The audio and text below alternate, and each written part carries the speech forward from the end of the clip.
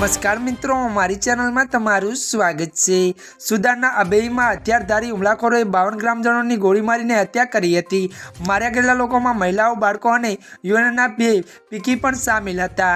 અબેઈના પ્રધાન બુલુચી કોચે જણાવ્યું હતું કે દક્ષિણ સુદાનના વાપીર રાજ્યના હથિયારધારી હુમલાખોરોએ શનિવારે ગામ પર હુમલો કર્યો હતો।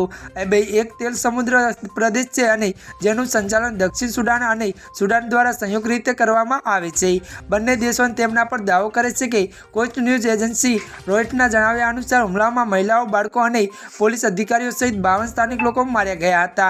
આ સિવાય 64 લોકો ઘાયલ થયા છે। તેમણે કહ્યું છે કે વર્તમાન પરિસ્થિતિને જોતા ભય અને ગભરાટ ફેલાયો છે, જેના કારણે વિસ્તારમાં કર્ફ્યુ લગાવી દેવામાં આવ્યો છે। ત્યારે મિત્રો વધુ જણાવી દઈએ કે United Nations Reddy's security force in ABA રવિવારે જણાવ્યું હતું કે હિંસા વચ્ચે અકોચ શહેરમાં અને તેમના બેઝ હુમલા કરવામાં એબીમાં સંયુક્ત રાષ્ટ્રદળના આઘાત શાંતિદૂતનું મોત થયું હતું।